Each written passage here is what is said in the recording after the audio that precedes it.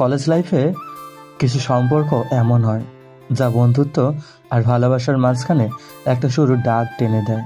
নয়ন আর নিধির সম্পর্কটা ছিল ঠিক তেমনই। ক্লাস, টেস্ট, আড্ডা, ক্যান্টিনের চা আর কিছু অপূর্ণ গল্পের মাঝে জড়িয়ে থাকা এক সরল অথচ জটিল সম্পর্ক। হ্যালো নয়ন। হ্যাঁ বলো। কই তুই? বাসায় আছি। গল্প লিখছিস? গল্প? কোন গল্প? তুই ভুলে গেছিস? কালকেই বলেছিলাম একটা ভালোবাসার গল্প লিখিস। ও না, এখনো লিখিনি। কাল তো তোকে ফেসবুকেও পাইনি। অ্যাসাইনমেন্ট জমা দিচ্ছিলাম। নিধির আগে ঠাস করে ফোন রেখে দেয়। এত দিন ধরে আবদার করে আসছিল একটা ভালোবাসার গল্পের জন্য, অথচ নয়ন সেই ছেলেটা যে শুধু পথ শিশুর গল্প, পোস্টম্যানের গল্প লিখে। সে ভালোবাসা বোঝে কই। নয়ন জানতো আজ ক্যাম্পাসে গেলে নিধির মুখোমুখি হতে হবে সেই চিরচেনা রাগ, অভিমান, অভিযোগ সব কিছু নিয়ে। কিন্তু আজ কেন জানি একটু বেশি ভয় করছিল তার। ক্লাসে বসে সে খাতাটা খুলল, কলম হাতে নিল, গল্প লিখতে চাইল, কিন্তু না, কলমটা ভারী মনে হচ্ছিল। কাগজে শব্দ নামছিল না, শুধু বারবার নিধির অভিমানী মুখটা ভেসে উঠছিল মনে। এমন সময় ক্লাসে এলো নিশু। নয়ন, স্যার তোমাকে ডাকছে। আসছি, তুমি আগে যাও। শেয়ারের রুমে যাওয়ার আগে একটা ফোন দিতে চাইলাম নিধিকে, কিন্তু ফোনটা সুইচ অফ। হালকা মন খারাপ নিয়ে শেয়ারের কাছে গেলাম। কাজ শেষ করে বের হতেই দেখতে পেলাম সামনে দাঁড়িয়ে নিধি। এ কি, কবে এলি? এই ঘন্টাখানেক হলো। ফোনে চার্জ ছিল না রে, তাই কল করতে পারিনি। নিধি ধীরে বলল। নিশু তো তোর সাথে ছিল। নয়ন কিছু বলতে গেলে, কিন্তু নিধি বলেনি আর কিছু। মুখ ঘুরিয়ে হেঁটে চলে গেল। নয়ন আবারও চেষ্টা করলো গল্প লিখতে, কিন্তু কিছুতেই পারছিল না। নিধির সেই চোখের চাহনি, সেই অভিমান সব কিছুই মাথার মধ্যে ঘুরছিল। নিজেই অবাক হচ্ছিল, এত ভাবছে কেন সে নিধিকে নিয়ে। এক সময় কাগজ কলম ফেলে বেরিয়ে এলো। হঠাৎ ক্যাম্পাসে আবার দেখতে পেল নিধিকে। কাছে গিয়ে জিজ্ঞেস করলো, তুই এখানে? খুঁজছিলাম তোকে। আজ তো খুব ব্যস্ত দেখছি। থাক, তোকে আর গল্প লিখতে হবে না। লিখবো লিখবো, আজকেই লিখবো। লেখা হলে বলিস। আমি যাচ্ছি। কোথায় যাচ্ছিস? ক্লাস তো তোর 12টায়। একটু ফেসবুক করব। নীরব সিজির আইডিটার সাথে প্রেম করব। বলেই চলে গেল নিধি। নয়ন বাসায় ফিরে ফেসবুকে ঢুকলো, খুঁজতে লাগলো নীরব শিশির নামের সেই আইডিটা। অবাক হয়ে দেখলো নিধির ফ্রেন্ড লিস্টে এমন কেউ নেই। তাহলে এতদিন যে নীরবের লেখার প্রশংসা করত, তার গল্প, তার স্টাইল। একটা সিদ্ধান্ত নিয়ে ফেললো সে। নিধিকে ফোন করলো।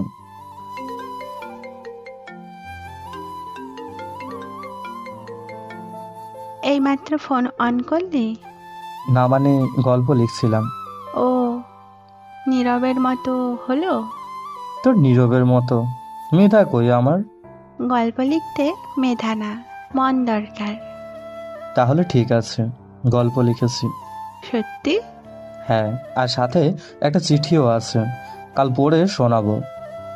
পরদিন সকাল থেকেই নয়নের মন বিক্ষিপ্ত। কবে আসবে নিধি? কখন সে গল্পটা পড়বে? অবশেষে এলো নিধি। কই তোমার গল্পটা? এই নাও, আগে চিঠিটা পড়ে দেখো। চিঠি? হ্যাঁ, তুই পড়, আমি একটু আসছি। নিধি একা বসে কাগজ খুলে চিঠি পড়তে শুরু করলো। জানি অবাক হবে চিঠিটা পড়ে। তোকে তুই করে বলছি না আজ, জানিস কেন?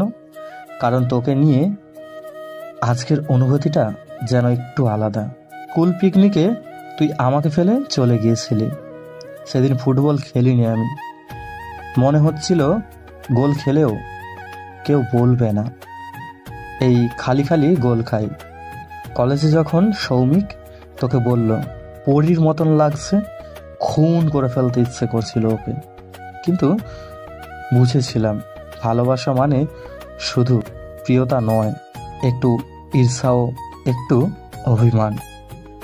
আজ যখন গল্প লিখতে বসি বারবার তোর মুখটা মনে পড়ে। ওই চিঠিটা লেখা হয়েছে শুধু তোকে বলার জন্য। আমি তো ওর জন্যই গল্প লিখতে চাই, কারণ তুই আমার গল্পের নায়িকা। তুই বুঝিস কি, আমি তোকে শুধু বন্ধু হিসেবে নয়, বহুদিন ধরে ভালোবেসে ফেলেছি নিধি। নিধির চোখে তখন জল, হাতে নয়নের দেওয়া সেই চিঠিটা, যেটা পড়ে তার হৃদয়ের ভেতরটা কেমন করে যেন মোচড় দিয়ে উঠেছে। এতদিনের বন্ধুত্ব, যত্ন, অভিমান সব কিছু যেন আজ নতুন করে অর্থ পাচ্ছে। চিঠিটা পড়ার পর নিধির মনে হচ্ছিল সে যেন একসাথে অতীত, বর্তমান আর ভবিষ্যতের মাঝখানে দাঁড়িয়ে আছে। সে ধীরে ধীরে রুম থেকে বের হলো।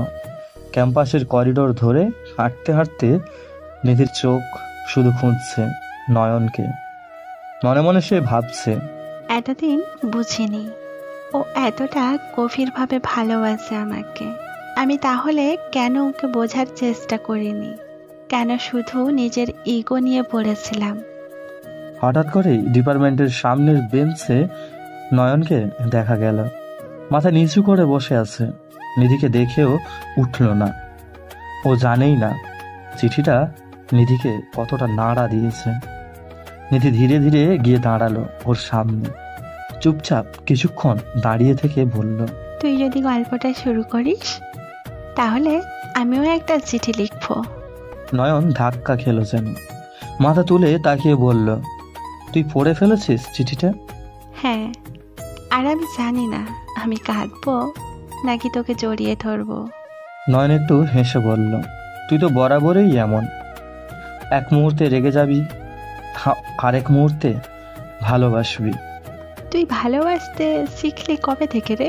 নয়ন একটু ইতস্তত করে বলল, যেদিন তুই বললি নীরব শিশিরের মতো কেউ ভালো লিখে, সেদিন বুঝলাম তোকে হারানোর ভয়টা কেমন লাগে। নীরব শিশির? ওটা ছিল আমার নাটক, তোর জ্বালাতন করার জন্য বানিয়েছিলাম। ও নামে কেউ ছিল না আমার ফেসবুক ফ্রেন্ড লিস্টে। নয়ন তখন হেসে ফেলল, মানে আমি এই কদিন এক ফেক ছেলেকে নিয়েই হিংসে করছিলাম। হ্যাঁ, আর আমি মজা নিচ্ছিলাম দেখে তুই কেমন করে কষ্ট পাচ্ছিস। এই কথা শুনে দুজনেই হেসে উঠল। এক অদ্ভুত হালকা হাওয়া যেন বইল তাদের চারপাশে। নিধি তখন বলল, চল ক্যান্টিনে যাই, আজ তোর ট্রিট চাই। ট্রিট? কেন? তুই আমার প্রথম গল্পের নায়ক হবি, এই জন্য। চায়ের কাপ হাতে নিধি বলল, তুই জানিস গল্পের শেষে নায়িকার চোখে জল থাকলেও পাঠকের মুখে হাসি চাই। তাহলে আমার গল্পে যদি নায়িকা তুই থাকিস, পাঠক হাসবে তো?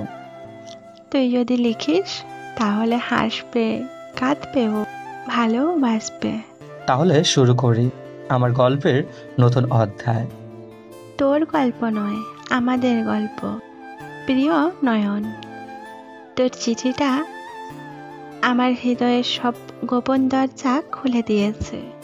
আমি জানতাম না তুই এতখানি ভালোবাসিস। জানিস, অনেক দিন ধরে আমিও তোকে অন্য চোখে দেখতে শুরু করেছিলাম, কিন্তু কখনো সাহস হয়নি বলা। তুই যখন গল্প লিখে আমাকে দিলি, সেটা আমার জীবনের সবচেয়ে বড় উপহার। তোর সঙ্গে কাটানো স্কুল, কলেজ, ভার্সিটির প্রতিটা মুহূর্ত আজ আমার চোখের সামনে সিনেমার মতো ভেসে উঠেছে। তুই পোস্টম্যানের গল্প লিখিস, পথশিশুর গল্প লিখিস। জানিস, আমি বরাবরই চাইতাম তোর একটা গল্পে আমি থাকি, তোর গল্পের ভালোবাসা হয়ে।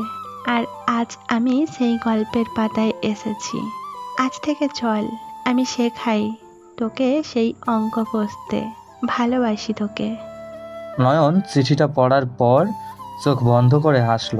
আজ তার কলম আর ভারী লাগছে না। গল্পের শুরুও হচ্ছে এবং সে জানে এটা আর থেমে যাবে না। ভালোবাসা কি শুধু গল্পে থাকে, নাকি জীবনের প্রতিটা মুহূর্তেই তার এক একটা অধ্যায় লেখা থাকে?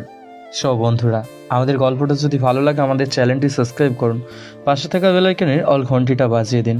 একটা লাইক করে কমেন্টে জানিয়ে যাবেন গল্পটা কেমন লেগেছে। ধন্যবাদ।